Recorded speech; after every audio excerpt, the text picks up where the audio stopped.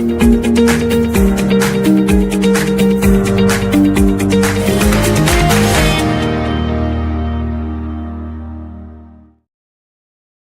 good morning, everyone. Welcome to the Energy Realities podcast, our weekly journey across the universe of energy here on planet Earth. And hopefully, it will always remain isolated to this planet and not go to Mars or anywhere else. My name is David Blackman. It is my duty to moderate this discussion today. And I want to, before we do introductions, I'm going to read a couple of sentences, excuse me, that I think set the stage for what we're going to talk about today.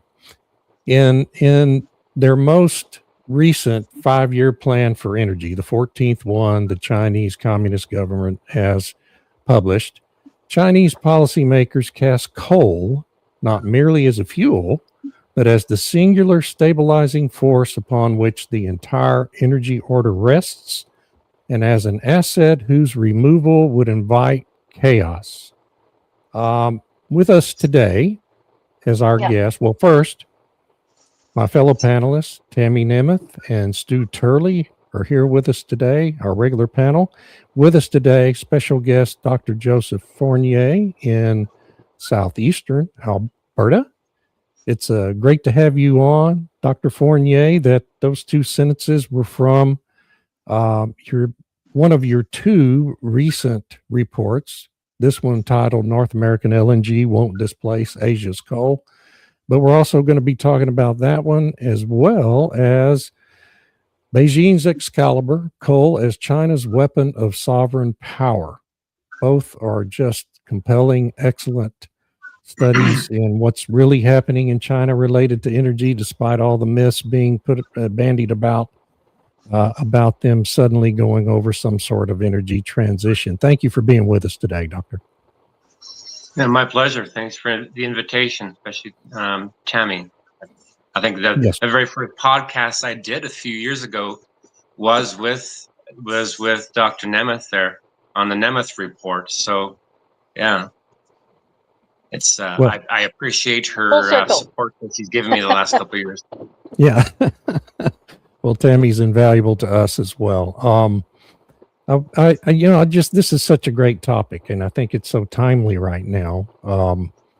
Both the sovereignty aspect of China's continuing expansion of their coal fleet, not only not transitioning to other forms of energy, but their continuing expansion of it, and the limits to the ability of natural gas, not just American LNG, but global LNG, to displace that coal in China's power sector, especially in India as well. Talk about how you decided, what was your decision process for doing these two studies and writing these reports?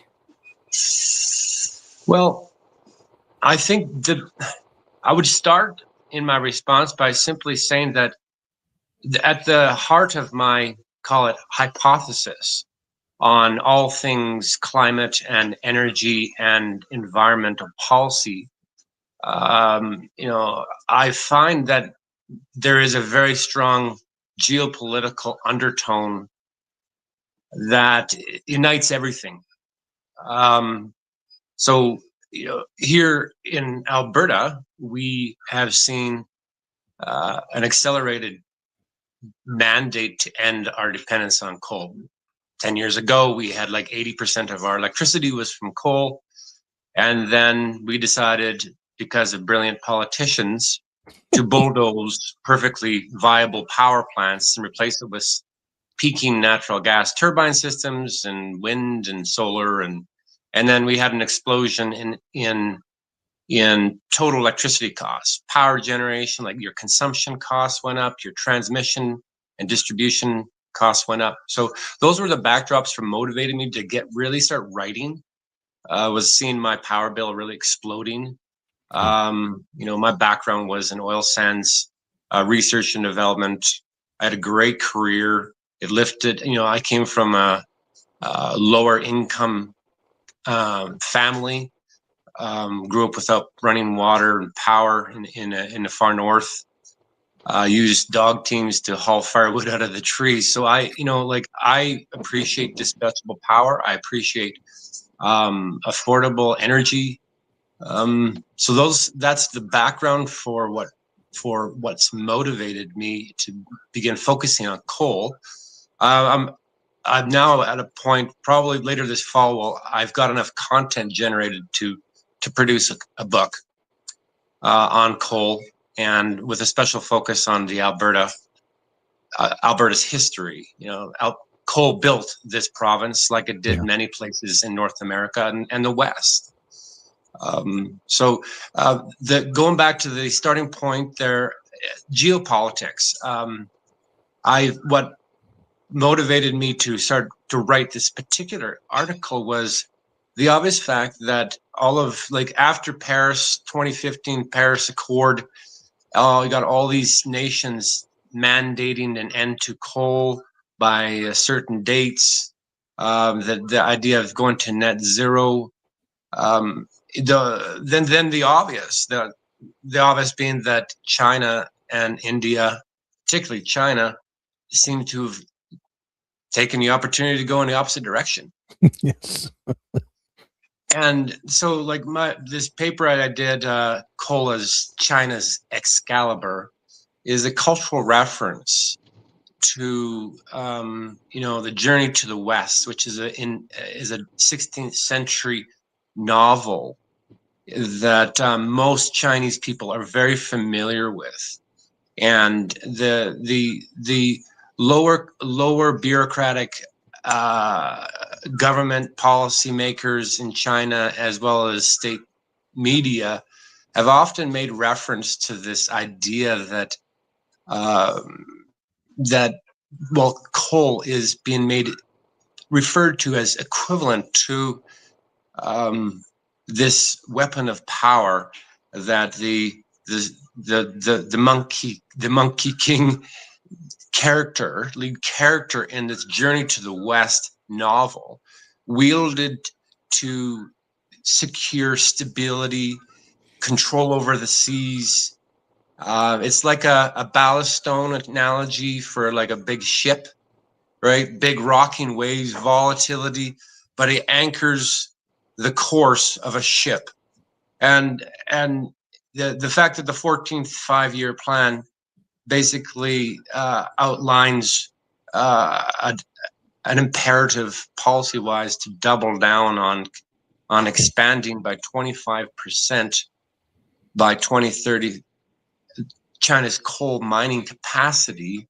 Well, it is very clear that since 2020, when the world suddenly was shocked by China's adversarial actions with regards to the COVID lockdowns, how they took advantage of the West by stockpiling PPE and then holding it at ransom, basically leveraging their knowledge that the virus was propagating and making great gobs of cash off of that incident. In 2020, it was like the world woke up that China was not a fair nation to deal with, and since then there has been a acceleration in wartime rhetoric, and so those pieces of the puzzle in my mind were motivators for writing this document. The conclusion to it that I think is most important to emphasize, that I find that policymakers in the West, particularly here in Canada, are just completely avoiding mention of, is if China continues on this trajectory of doubling down on its coal mining and consumption capacity over the next 4 years, its reserve to production ratio for its coal resource has them running out completely of coal before 2050. Yeah. And it's, when you look at that, the numbers are clear. This is existential to them. The energy sovereignty is in their DNA. Like India, China has a very clear and clear history of foreign subjugation and invasion that goes back centuries. It's in their DNA to understand the importance of the Great Wall of China. Right. Right. It's Indians think much the same. It's what it influences all of their policy. And so when you look at that versus their shipbuilding capacity, just so you know, like China has become the #1 shipbuilder in the world. By It's far, a huge industry. Like China has built more in the last year in terms of shipping tonnage than the United States has in the last 80 years. And particularly when you look at the pace of its blue water capable naval expansion, they are building more guided missile cruisers and destroyers and logistics ships and amphibious landing craft. Out of their pace of construction exceeds that of what the United States had when it was fighting 2 wars, one in the European theater and one in the Pacific. Dr. Fournier, you make some gigantic points, and let me bring to the stage real quick just a couple things. Yeah. When we for our podcast listeners, I just brought the Global Energy Monitor website to the site. Right now, there's 2,500 megawatts that we're showing that are either operating, under construction, permitted, pre-permitted, or announced. And I want everybody to take a look. Look at the United States. There's even some green in here where we've got permitted or announced. But look at the green and the red as we move over to China. Look at the amount of coal through Asia. Look at India. Look at even the EU and the UK. And my question to both Dr. Nemeth and Dr. Fournier, when you take a look at, I hope I didn't have a Texas, Oklahoma accent when I pronounced your name, sir. So when you take a look at all of the amount there, let's go ahead and take a look at I'm going to eliminate now on this. Now we only have the permitted, permitted, and announced. Look at this. We have 2 or 3 in the United States, but look at this. That is still a ton of new generation being built in coal plants around the world. Coal ain't dead yet, guys.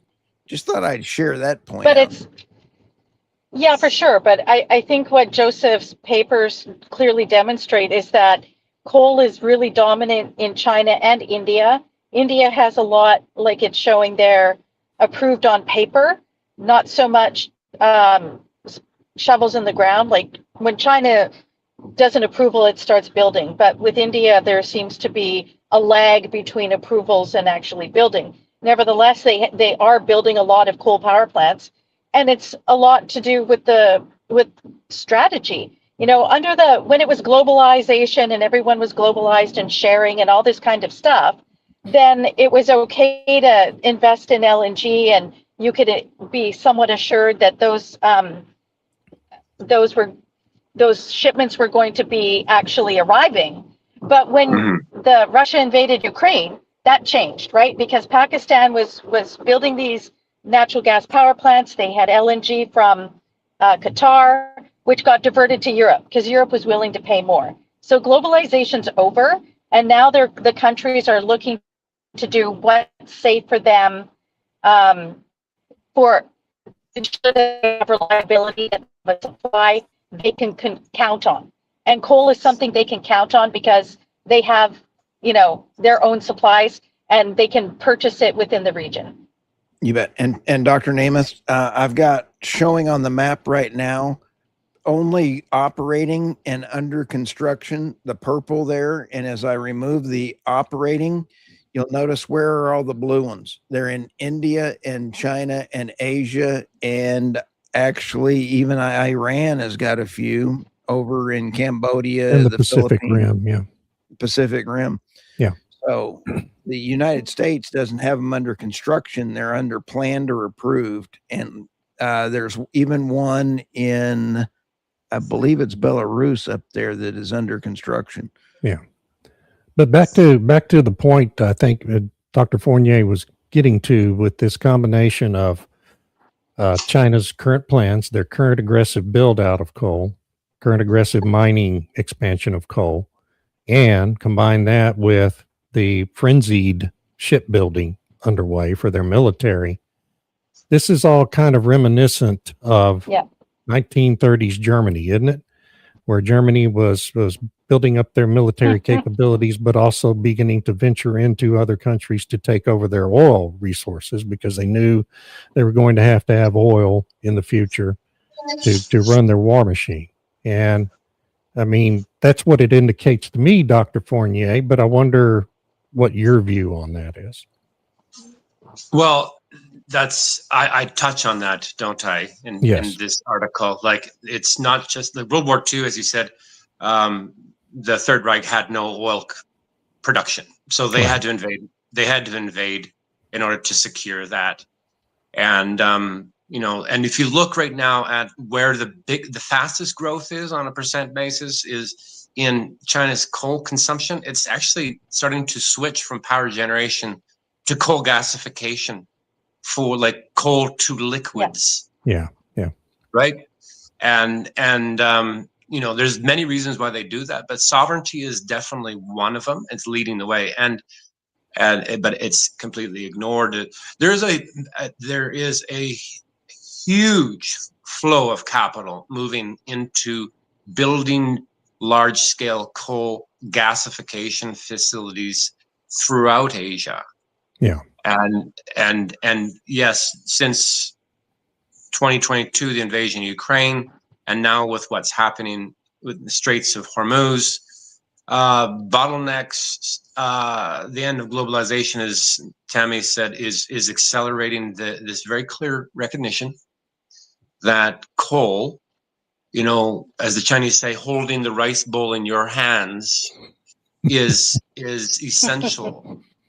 Sovereignty, they don't care if the specific emissions, CO2 emissions per liter of coal derived diesel is twice or 3 times higher. They don't care because it's existential for them to be sovereign. And it's a third article that I wrote recently was focusing on the growing use of coal derived hydrogen to make ammonia fertilizers in Asia, and so quite literally Asians are eating coal, because nitrogen fertilizers are integral to high productivity yields in the agricultural space. Sure. So the apartheid, South African apartheid era as well, was where you saw a nation with lots of coal resources under external pressures. All the pressures on South Africa during the 1980s over its apartheid policies forced Sasol, I think it was their companies called Sasol, to invest massively in Fischer-Tropsch coal gasification to insulate themselves from these external forces acting on them. So it's the parallels are obvious. Absolutely. I'd like to play devil's advocate here for a moment, because there's some people who will argue, well, okay, if they're running out of coal, if they're increasing production to such an extent that they will basically use up their reserves within the next 15 to 20 years, does that mean that there will be a market there for an alternative source, and that would be LNG? And so maybe this is the North American and Canadian argument, is that, well, we can displace the coal, and if they're going to run out, isn't that a possibility? I don't believe it, but I want to hear your argument. That's one of my more recent focus points was on that question. There's two things. One is structural policy. The Chinese Communist Party has made it clear that limits are going to be made on further dependence on the Straits of Hormuz, the Strait of Malacca. Imports, LNG imports is going to be very strictly regulated because of the very clear geopolitical risk. The second point is on a price point. Most Chinese coal is cheaper on a gigajoule per ton basis than is spot price LNG over the last number of years.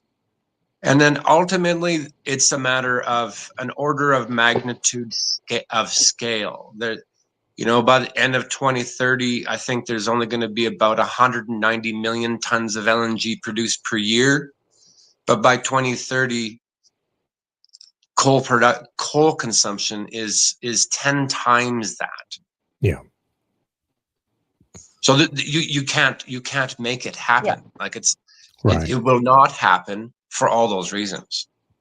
So another point you make in your report, which I think is really, well, it's ironic, is the fact that the United States and the rest of the Western world basically abandoned coal, began to in the 1980s, mining and building of power plants and deconstructing, as you pointed out, in Alberta, tearing them down even. And that really supercharged China's growth in coal. It gave them price setting control. Yeah. At a time when they were tripling coal consumption. Yeah. Yeah, and it also ceded control of price setting and supply chains for all manner of minerals in addition to coal, right? Which is part of the predicament we're in the United States right now related to rare earth minerals. Supply chains controlled by China control 80% of supply chains globally. And it's kind of a national security risk to be importing all that from China, essentially, which is, it really dominates the processing and refining of them. So yes. I mean, we kind of, and we did that voluntarily, right? I mean, that was all part of the globalization push in the late 80s, early 90s to farm all these dirty industries out to China. And now today, here we are seeing the results of that, right? I mean, it's all just evolved from that basic decision that the Western world made back then. Yes. Yeah. And so it's a pretty, I mean, it's just the geopolitical implications of all of this are pretty extraordinary. And one thing that I think we have to, the people in the West need to realize is we can't continue to pretend that China and India are really participants in this enterprise to replace fossil fuels with renewable zero carbon sources of energy, right? Right. And, so to those last couple keywords you used, David, clean energy, renewable. Yeah. We have to stop using that language. Yes. We are reinforcing lies. Like, for example, I just wrote a first draft on a power generation white paper for the Fournier Institute here in Canada. And one of the things I argue is let's re-examine this whole idea of clean energy. And I often will say is that there's no such thing. The full stop. Right, there is exactly. no such thing as clean energy, as there is no such thing as renewable energy.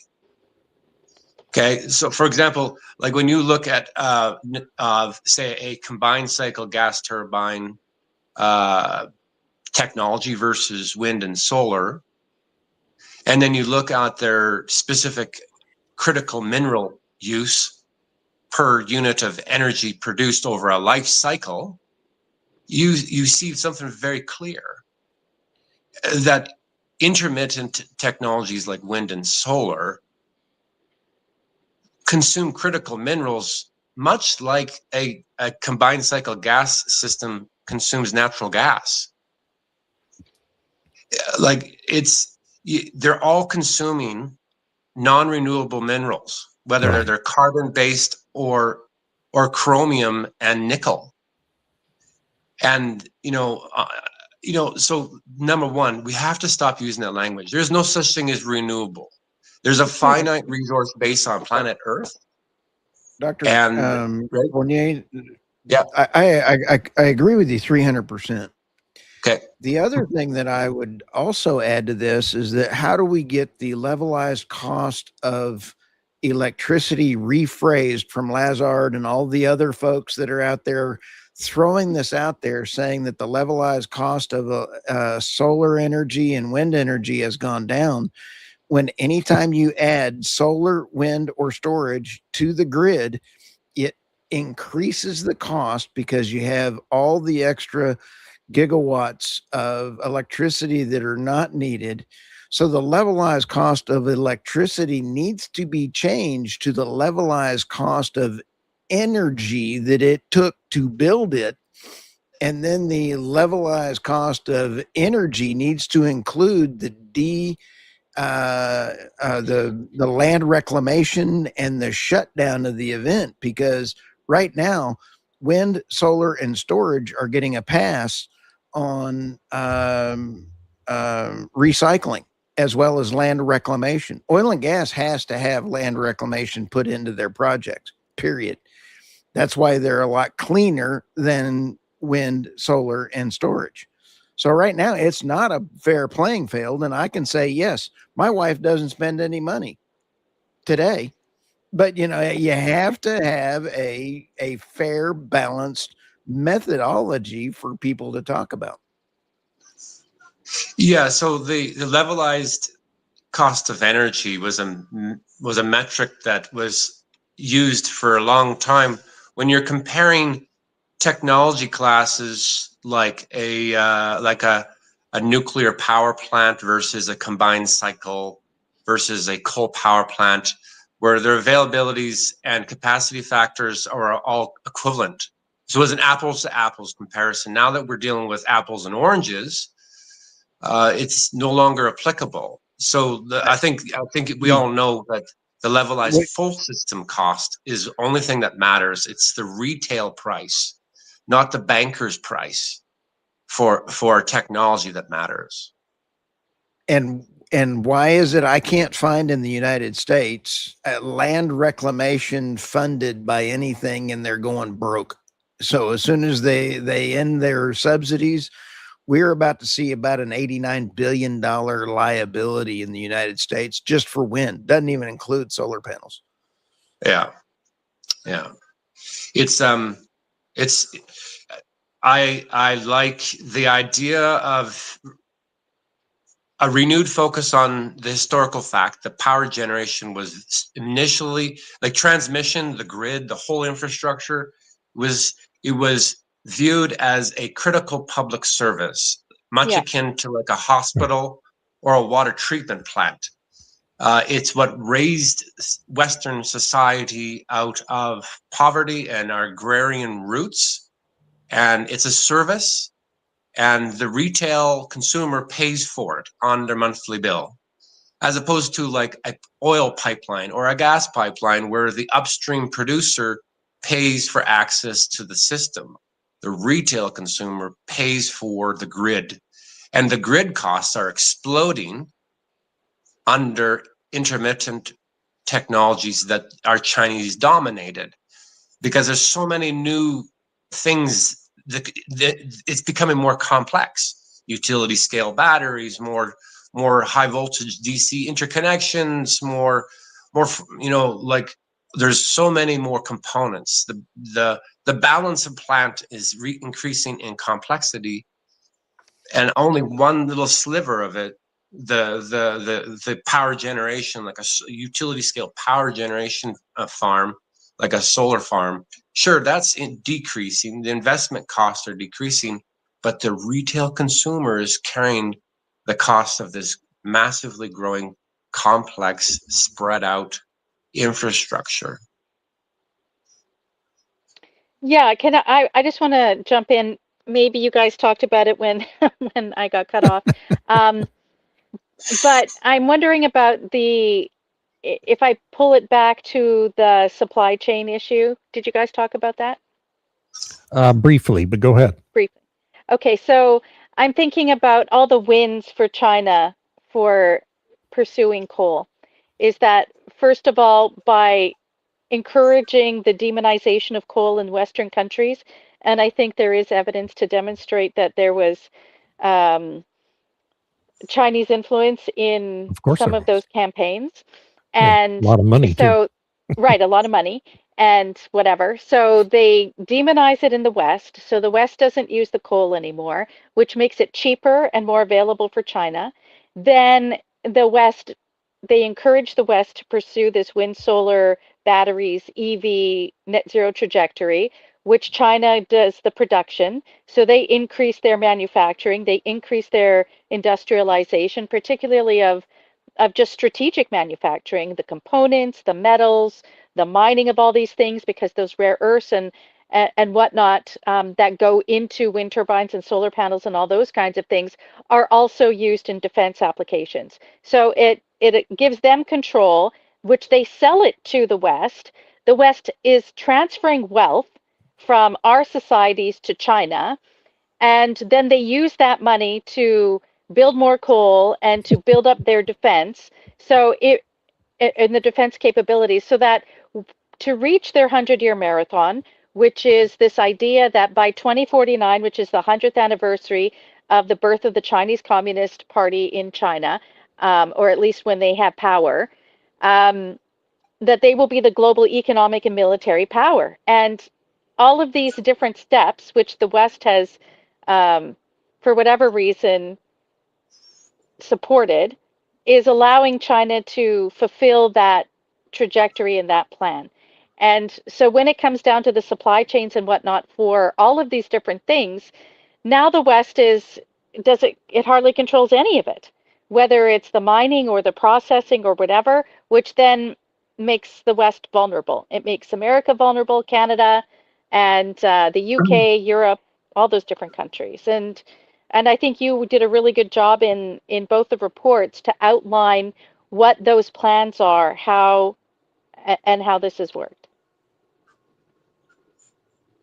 Yes, we're thinking exactly the same way. And it makes me wonder, how is it that our legislators in Canada, in the United States, and in Europe have become basically, salespeople for this entire Chinese-dominated supply chain. 10% of Chinese GDP in 2024, I believe it is, came from wind, solar, and utility scale battery supply chains, all of the associated inputs. I'll say the ugly part out loud, Dr. Fournier. Follow the bank accounts. Yeah, money talks. Yeah, exactly. So like our regulatory apparatus needs deep dive scrutiny. We've been told for a generation that they need to be independent of legislative processes, arm's length bureaucracies, but they don't report to anybody. Like we don't see follow the money, right? And so we need to change that. The bureaucracies, the regulations, whether it's the US EPA or Canada's Environment and Climate Change Ministry, they report to us. We pay their wages. We elect the leaders and who create the laws. So the fact that all of these regulations are benefiting solely the Chinese Communist Party, who, by the way, like if you look at some of the stats, some of the most richest people on planet Earth are their parliamentarians. Yeah. Like I read a quote from, it was, I think the last stat that was available was shortly after the lockdowns, but I think 80 of their parliamentarians, their net value was estimated almost $1 trillion Canadian. you know, that would be like all of U.S. oligarchs all of a sudden becoming, senators, congressmen.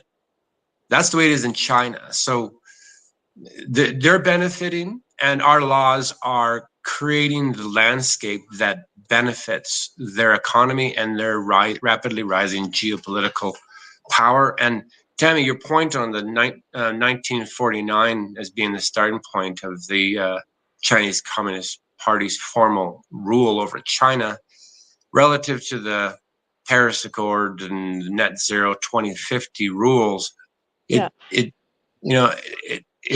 to me, it's not coincidence.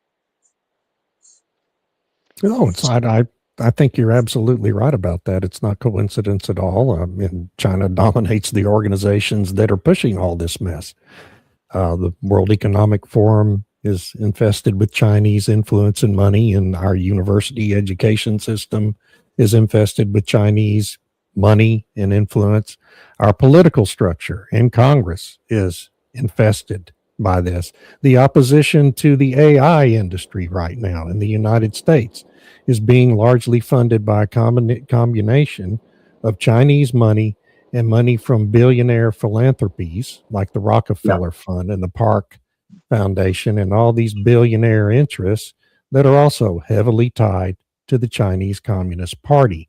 None of this is coincidence, and it's all integrated together, and it becomes overwhelming to try to tell that story, doesn't it? It is, because people are so used to the idea that dirty coal, clean renewables, right? Yeah. So, like in my policy recommendations that I've outlined in that on the paper that focuses on China's 25% expansion in its mining capacity over the next 4 years.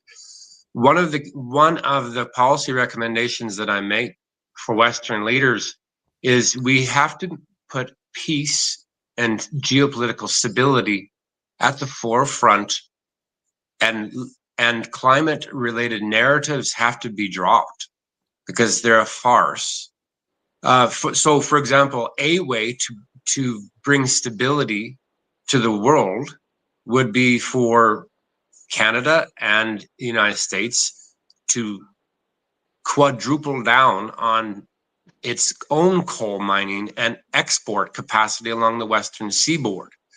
We have to take away the price setting power of the People's Republic of China on coal and insulate our democratic allies in the region from their inherent dependence on imported hydrocarbons.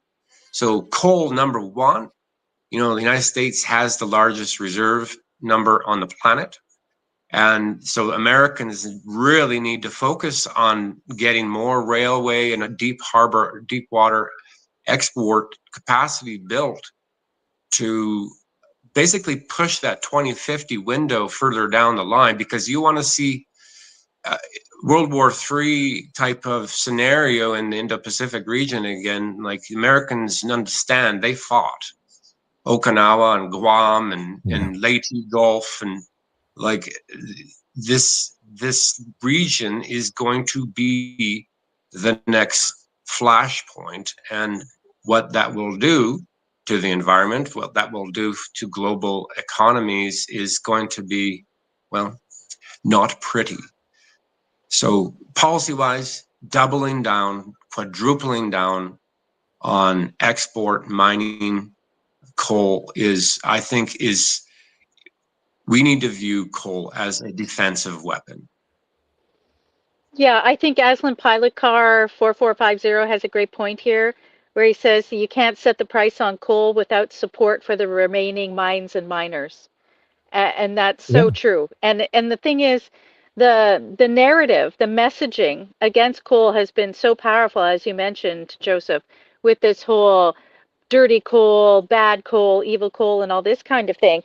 And so if we're not even producing it to the extent that we ought to, although I know British Columbia has a significant coal mining operation that's happening, that they export most of it to China. Supposedly it's metallurgical coal, but it's when you demonize it, then you you take away the motivation for people to want to develop it, to be a miner. Because you want to, it's like we found in the oil and gas industry. It was demonized so badly in Canada that none of the young people wanted to go into that industry because it had been, oh, you're ruining the world and all this kind of garbage. So I think Aslan Pilakar is right that, we have to, it's for all of these different things, all of these different elements that are critical to national defense. We need to be developing it on our own soil because whether you like it or not, whether you like globalization or you don't like it, that kind of interdependent system is not working. And it stopped working the minute China was allowed into the World Trade Organization because it distorted how any of that stuff works. So that means even, Chrystia Freeland, when she was the finance minister in Canada, was going around after Russia's attack of Ukraine, that we have to be friend shoring, that we need to be building up our own mining and capabilities and supply chains and so on. Well, what's happened? It's been Yeah, 4 what did you years. do to affect that? Yeah. What's happened? What have they done? They haven't really changed. Canada has their major projects office where supposedly it's to accelerate mining and resource development and all these other things. I don't know what's going on. They keep making announcements, but nothing happens. So, I, and Europe, what are they doing? Not really. Trump is trying. He's trying to do stuff, but ultimately, unless we do the mining, do the processing, do all this stuff for ourselves, then we're still going to be dependent on China and you have no leverage. And if you're concerned that there's going to be war in Southeast Asia and that China, maybe Taiwan, all this talk about Taiwan is a distraction so that they can go after Indonesia, like you said in one of your papers, or go Australia. after Australia, Yeah, right? yeah. So, Yeah. what are we doing to prepare for any of these kinds of possibilities? Because if China goes after one of those countries in order to secure their coal supplies and other minerals, I think Australia would be better, just they have more stuff. Then what are you going to do? Because you're going to be cut off from all the other stuff that you need that China currently supplies. So We need to learn from history, don't we? Like we do. the the analogy to right now with China's impending collision with a concrete wall over coal, its largest primary energy source, versus Imperial Japan's similar overdependence on industrialized export revenues in the lead up to in their invasion of China, Mongolia, the Philippines. It was all for coal. It was all for access to raw resources that they didn't have.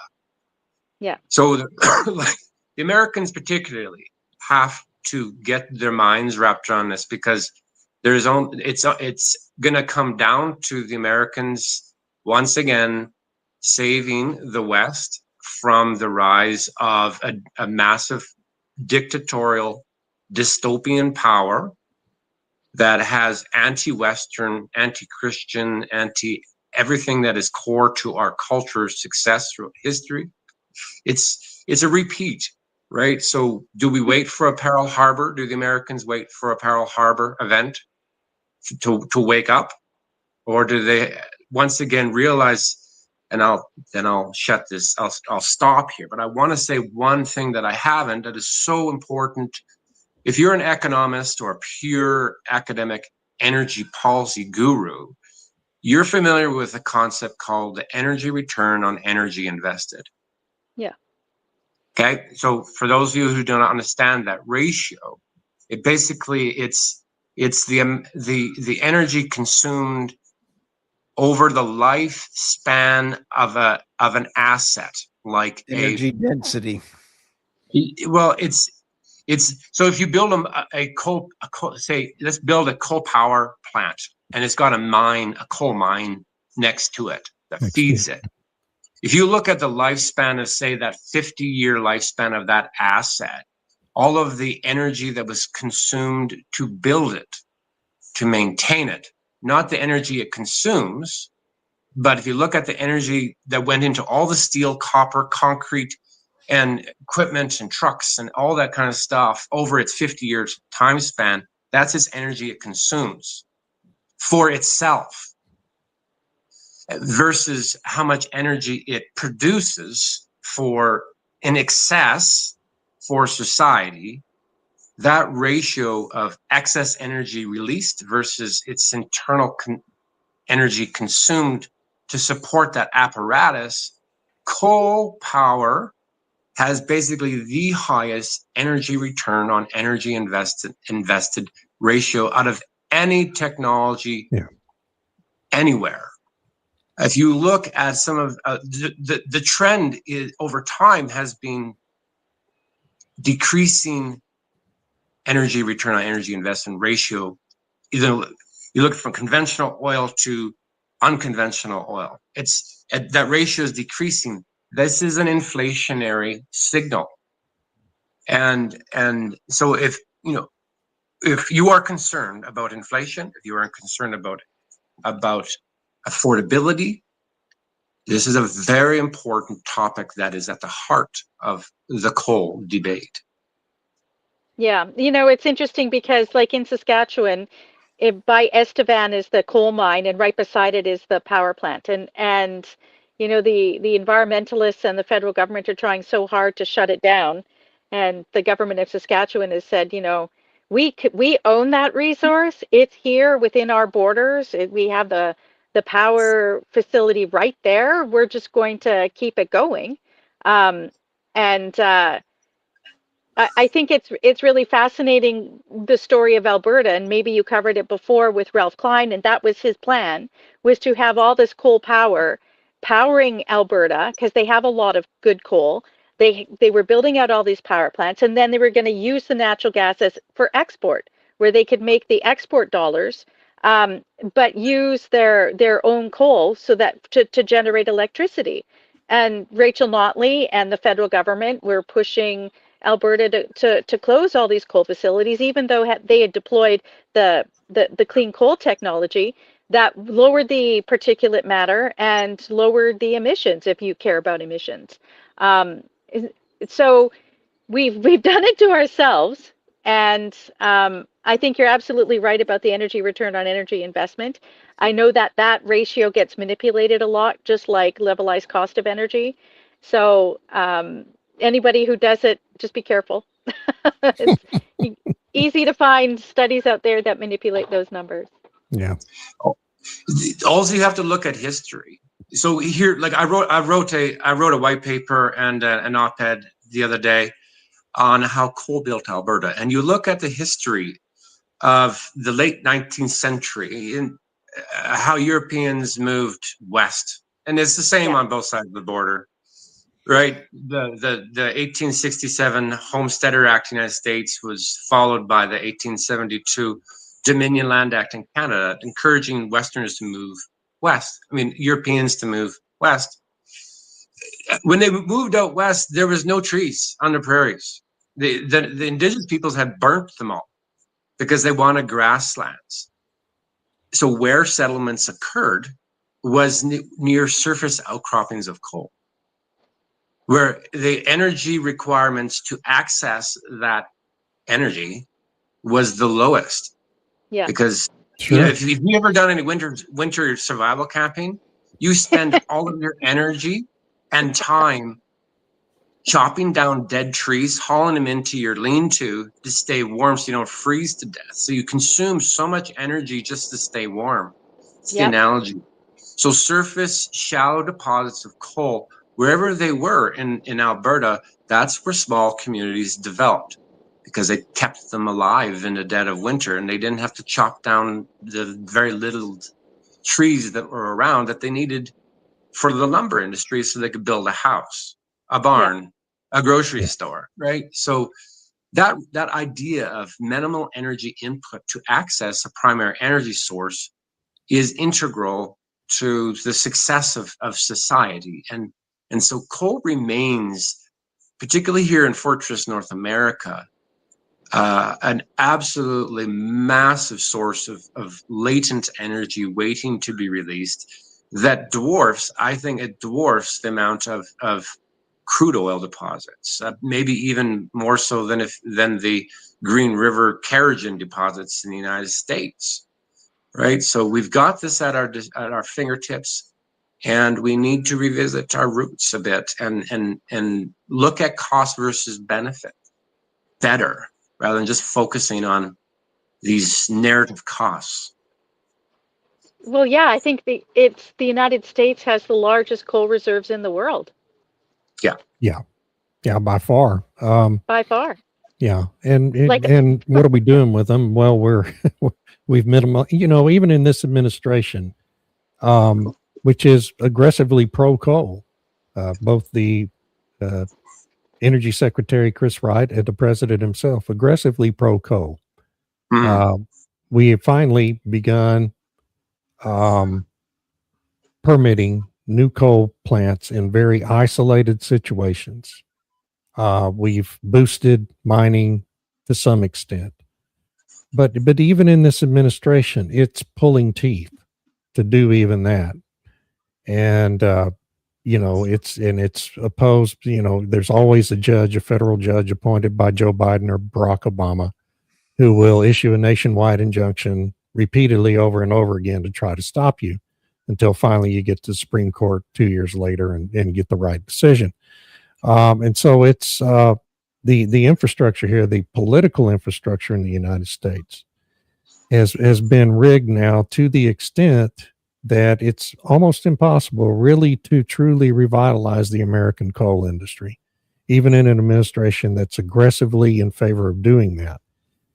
That's a real problem geopolitically for the United States, because you asked a minute ago, you started and you got interrupted, or we interrupted you. You were asking whether the United States would take a proactive action to try to prevent China from going on this aggressive, what I think is inevitably going to become aggressive military adventurism abroad to secure more coal assets and other assets they believe they need. Or will we have to wait until there's a crisis, another Pearl Harbor? Well, the answer is clearly, if we do anything at all here in the United States to stop that, and I think that's even an open question, clearly it's going to take a crisis like the invasion of Taiwan. Actually, I don't even think we would act on that. But if they were to invade Australia or Indonesia, then probably the United States would get involved.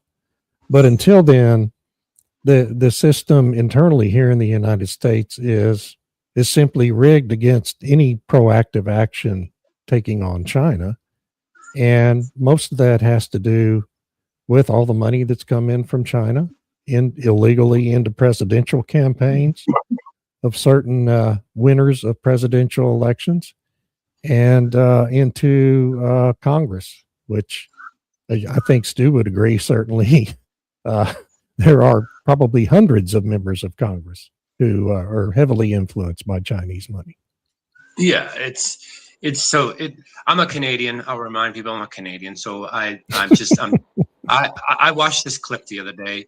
Hillary was being interviewed, and she was like joking about interference and the Russia collusion, and then she basically started joking that China needs to interfere in our election processes, right? And so this clip came out. I saw this shortly after, about a month ago, when the Trump administration started talking about how the 2020 election was influenced by the People's Republic of China. Yes. Right. So yeah, it's not conspiracy theories. These No, are it's simple fact. In Canada, we're seeing it full on. Yeah. Like we're seeing it. We're like full on. We have opaque security agreements between Beijing and Ottawa. We're inviting foreign officers to enter our armed forces. Yeah. Right. And the Chinese police stations across the country. So they, as much as I'm patriotic, I'm also very much aware of the fact that Canada is I think, way more so in bed with Beijing than Washington is. Yeah. And so I empathize with those on my cousins on the south, in the south, the American cousins that I have, to feel firm in taking a hard stand on a security agreement that is for all of North America. I am very much in favor of an economic and security agreement, union of sorts, Fortress North America. I'm very much in favor of that, more so than I am of basically anything as a Canadian at this point. I look past the Trump rhetoric of 51st state, and I look at the broader history, and we were all British colonies. We were all a British colony at one point. And at one point, we went a different direction. We followed the crown. We were loyal to the crown on this side of the border. 50,000 British loyalists moved into Quebec, and that set the stage for Canada. And but we all are on the same ship, and I continue to remind people of these facts of history and how critical energy policy is from a geopolitical perspective, and that climate policy is a farce and a cover for the money markets who are benefiting from the globalist order. Yeah. There was a comment there that you just had up about the Five Eyes, and I know it makes me worry because, when Mark Carney went to Beijing and was talking about signing this new security partnership, a new economic and security partnership with China, with no details on what precisely that means. The fact that we have a senator who has very close ties to Beijing, and then there's other MPs with very close ties to the Chinese Communist Party sitting in our parliament making laws, which is a bit concerning. And so what does that mean for Five Eyes? And the thing is, they haven't really been forthcoming in explaining what's been going on. And, with Trump being distracted with other things, I think he should be watching a little more carefully what's happening north of the border. North of the border, south of the border. It's not just Canada, it's also Mexico, and the drug cartels are heavily tied in with China as well. I absolutely love seeing those Hellfire missiles take out those drug runner boats. Yep. Yeah, me too. And we not doing nearly enough of it. One of the things that I find very interesting is Rodney's comment is very important, because those drug runner boats that you just mentioned, who was laundering the money? Most of the money was going through the Bank of London. So when you look at the Crown and the Crown's involvement in Venezuela, Iran, Iraq, around the world, it's just as bad as China as far as I'm concerned. And you take a look at the Crown is a major geopolitical influence around the world. It's not necessarily a good thing. And you take a look at Australia, you take a look at Dr. Fournier, your comment about renaming and making sure that the green energy movement has done a great job by even thinking that people think that green energy is green energy when it's actually not green energy.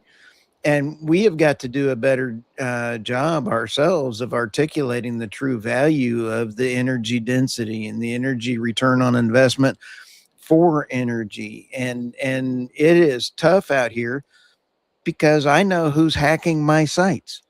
And it's absolutely disgusting to me who is actually trying to take down me writing the truth about energy. Yes. Yes. And yes again. Yes, and yes again. And with that, we are at 10 a.m. Central Time. Wow, and that went by really fast. We appreciate you so much, Dr. Fournier. This is wonderful stuff.